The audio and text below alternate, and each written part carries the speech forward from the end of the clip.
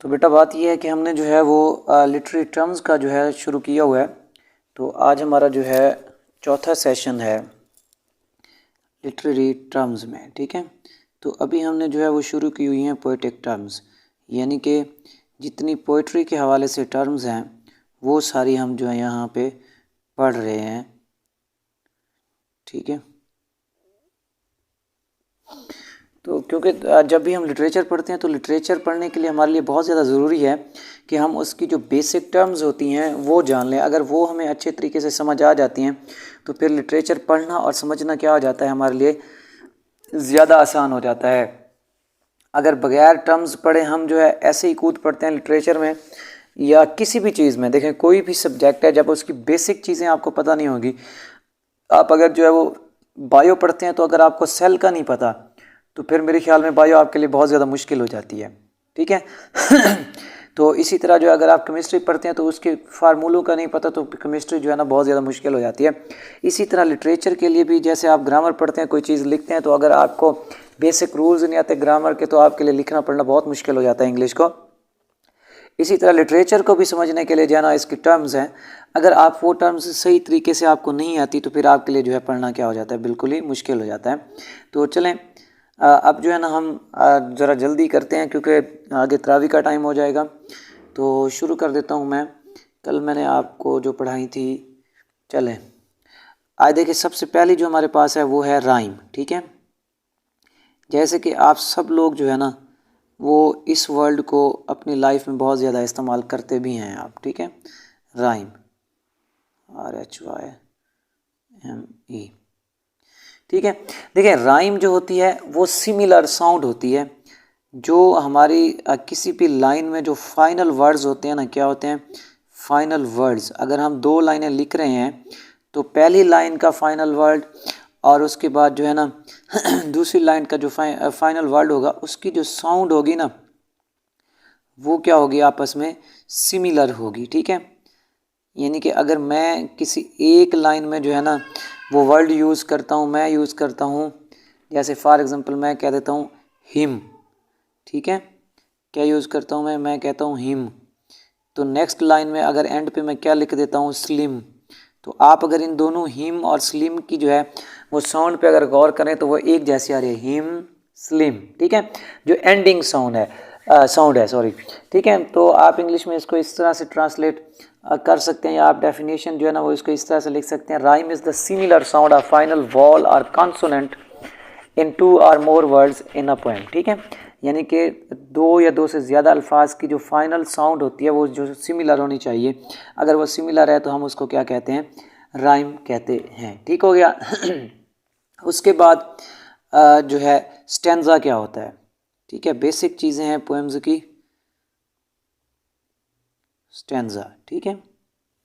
अब देखें स्टैंजा जो होता है ये ग्रुप ऑफ लाइंस आप इसको कह सकते हैं। क्या होता है, ग्रुप ऑफ लाइंस, ठीक है।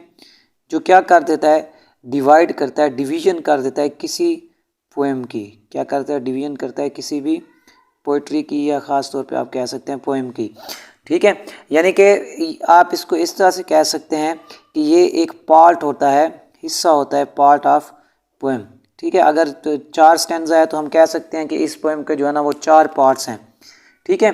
तो group of lines that divide any poem is called stanza, ठीक है। या आप ऐसे भी कह सकते हैं अ स्टैंजा इज द डिवीजन और unit of a poem that is repeated in the same form, ठीक है। और इसकी फॉर्म्स जो है ना वो मुख्तलिफ भी हो सकती हैं। कोई स्टैंजा जो है वो 2 लाइनों पे होता है, कोई 4 पे होता है, कोई 3 पे होता है, कोई 5 पे होता है, कोई 6 पे, कोई 7 पे, कोई 8 पे। तो 8, 6, 7 ये सारे हम जो है ना पिछले वाले लेक्चर्स में जो है उनको डिटेल में तो नहीं, ऐसे हल्का हल्का उनको सिर्फ जान चुके हैं। इंशाल्लाह कभी इसको फिर हम डिटेल में भी करेंगे रमज़ान के बाद, ठीक है। अच्छा, उसके बाद जो है टर्सेट, ठीक है। अब देखें टर्सेट जो है ये भी एक काइंड है, स्टैंजा की एक किस्म है, ठीक है। यानी कि अगर किसी भी पोएम का जो स्टैंजा है वो कितनी लाइनों पर मुश्तमिल है, 3 लाइन्स पे। कितनी लाइन्स पे, 3 लाइन्स पे। तो उसे हम क्या कहते हैं, टर्सेट कहते हैं। जिस तरह हम जो है वो 4 लाइंस वाले को क्वार्टिन कहते हैं, 2 वाले को कपलेट कहते हैं, ठीक है, ऑक्टेव, सेस्टेट। तो इसी तरह इसको हम क्या बोलते हैं, टर्सेट बोलते हैं कि अगर किसी स्टेंजा की जो कितनी लेंथ कितनी है वो 3 लाइनों पर मुश्तमिल है। ठीक हो गया। अच्छा, अब नेक्स्ट जो है हमारे पास वो है, नेक्स्ट कर लेते हैं जी सिंबल। ठीक है, सिंबल क्या होती है, ये भी बड़ा कॉमन सा वर्ड है जो आप जो है वो यूज़ करते रहते हैं अपनी रोज़मर्रा की ज़िंदगी में। ठीक है, तो सिंबल जो है ना एक कोई भी चीज़ हो सकती है, कोई ऑब्जेक्ट, ऐसा ऑब्जेक्ट जो क्या करता है, रिप्रेजेंट करता है अनदर ऑब्जेक्ट। ठीक है, जो क्या कर रहा होता है, किसी दूसरी चीज़ को जो है ना उसके बारे में जो है बयान कर रहा होता है, उसको रिप्रेजेंट कर रहा होता है, तो उसे हम क्या कहते हैं, सिंबल कह सकते हैं। कोई आइडिया हो सकता है, एक्शन हो सकता है, सिचुएशन हो सकती है, कोई भी चीज़ जो है ना जो कोई दूसरा किसी और चीज़ का मीनिंग दे रही हो तो उसे हम क्या कहते हैं, सिंबल। जैसे अगर आपने जो है द रोड नॉट टेकन, वो रॉबर्ट फ्रॉस्ट की अगर पढ़ी है तो उसमें रोड क्या है, सिंबल है। और ये आप देख सकते हैं कि रोड जो होती है ना वो किस चीज़ की सिंबल है, इसकी मंजिल की। इसी तरह वाइट कलर जो है वो प्योरिटी की सिंबल है। तो ये सारी चीज़ें जो है ना आप इनको जो है ना वो देख लेंगे। फ़िलहाल आपने जो है, क्योंकि हम जल्दी जल्दी में इसको पढ़ रहे हैं तो आपने इतना मालूम, आपको पता होना चाहिए कि सिंबल जो है वो होती क्या है। ठीक हो गया। अच्छा, चले अब उसके बाद चलते हैं नेक्स्ट, डाइडेक्टिक पोइट्री। ठीक है, डाइडेक्टिक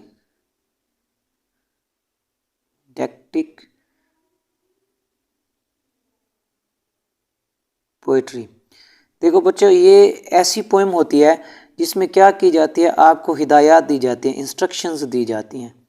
ऐसी पोएम जिसमें क्या है, किसी किस्म की आपको क्या दी जाती है, इंस्ट्रक्शन दी जाती है। ठीक है, तो जिसमें आपको इंस्ट्रक्शन दी जाती है, जिसमें राइटर चाहता है कोई अच्छी एडवाइस आपको दे रहा हो, राइटर क्या कर रहा होता है, आपको एडवाइस दे रहा हो, इंस्ट्रक्शन दे रहा हो, तो इस किस्म की पोइट्री को हम क्या कहते हैं, डाइडेक्टिक पोइट्री कहते हैं। ये पुराने ज़माने में इसका बड़ा रिवाज हुआ करता था, क्योंकि ख़ास तौर पर ये क्या है, किन के लिए लिखी जाती थी, जो लोग एडमिनिस्ट्रेशन में होते हैं ना, तो उनको एडमिनिस्ट्रेशन के रूल्स असूल्स समझाने के लिए उनको इंस्ट्रक्ट किया जाता था, या उनको जो है ना वो एडवाइस दी जाती थी। ठीक हो गया जी। अच्छा, इसके बाद आप आ जाएं एल्यूजन। ठीक है, एल्यूजन बड़ी कॉमन है। देखें, एल्यूजन तो होती है ना, वो किसी भी किस्म का क्या होता है, रेफरेंस होता है। जब राइटर जो है किसी और चीज़ का जो है ना रेफरेंस दे रहा हो तो उसे हम क्या कहते हैं, एल्यूजन। ख़ास तौर पर जो है ना ये मोस्टली जो है इसमें क्या इस्तेमाल करता है, वो एब्स्ट्रैक्ट नाउन्स इस्तेमाल करता है मोस्टली। ठीक है, दूसरे भी होते हैं लेकिन मोस्टली क्या करता है, एब्स्ट्रैक्ट नाउन्स इस्तेमाल करता है। ये फिर मैं आपको जब इसको डिटेल से पढ़ेंगे तो आपको समझाऊंगा कि एब्स्ट्रैक्ट नाउन से जो है ना वो कैसे जो है इसमें ये इस्तेमाल कर रहा होता है। फिलहाल आपने यही माइंड में रखना है कि किसी किस्म का ये क्या हो सकता है, जब भी राइटर रेफरेंस देता है लिटरेचर में, जब भी हम कोई रेफरेंस दिया जाता है किसी जगह का, शख्स का, कोई किसी भी किस्म का, हिस्ट्री से किसी इवेंट का दिया जाता है तो उसे हम क्या कहते हैं, इल्यूजन कहते हैं। लिटरेरी टर्म्स में हम उसे क्या कहते हैं, इल्यूजन्स कहते हैं। ठीक है, दूसरे होते हैं इल्यूजन्स। ठीक है, ये किस्म का क्या होता है, आइडिया होता है। ठीक है, जो कि क्या होता है, नॉट क्लियर, क्लियर नहीं होता। ठीक है, जिसे आप क्या कहते हैं, शक कहते हैं, जिसे हम आसान लफ्ज़ों में क्या बोलते हैं, शक बोलते हैं। ठीक है, तो इसे हम लिटरेरी टर्म्स में क्या बोलते हैं, फिर हम इसे बोलते हैं इल्यूजन। ठीक है, जो कि ऐसी चीज़ होती है, ऐसा आइडिया होता है जो कि हकीकत में नहीं होता। ठीक है, जैसा दिखता है वैसे नहीं होता। तो ये ज़िंदगी भी जो है ना, ये भी इल्यूजन से बहुत ज़्यादा भरी हुई है। ठीक है, बहुत से ख्वाब हम देखते हैं जो हकीकत में तो बिल्कुल भी नहीं होते। अच्छा, नेक्स्ट है हमारे पास एनालॉजी।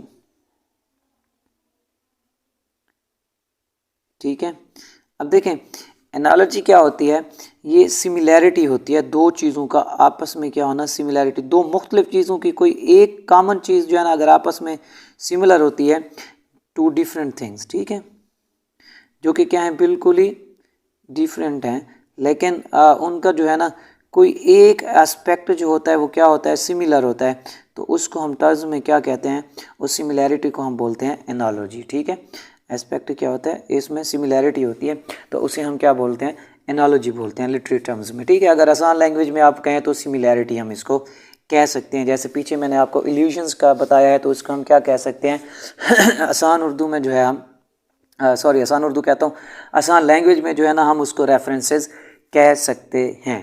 ठीक हो गया। अच्छा, अब इसी तरह जो है मैं आज आपको ये लास्ट पढ़ा रहा हूँ। ठीक है फिगरेटिव लैंग्वेज।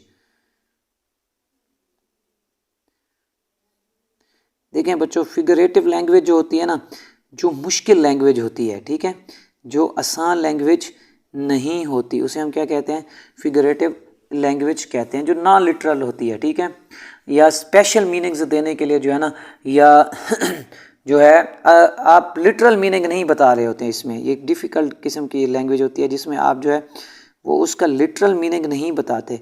किसी भी वर्ड का जो है ना जो लिटरल मीनिंग होता है वो आप जो है ना नहीं बता रहे होते, कुछ और कहना चाहते हैं।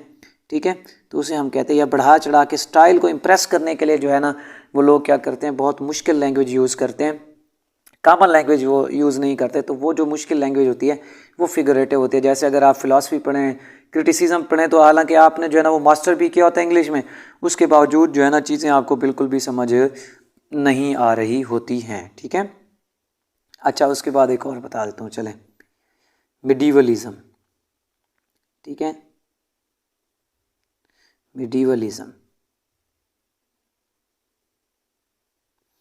देखें, लिटरेचर में अगर आप जो है ना कोई ऐसी चीज़ पेश करते हैं, कोई ऐसा पीस पेश करते हैं जो कि क्या कर रहा होता है रिप्रेजेंट कर रहा होता है मिडिल एजेस के कस्टम्स को या उनकी प्रैक्टिसेस को। ठीक है, किनको, पीस जो क्या कर रहा होता है, रिप्रेजेंट करता है मिडिल एजेस को, किसको, मिडिल एजेस को।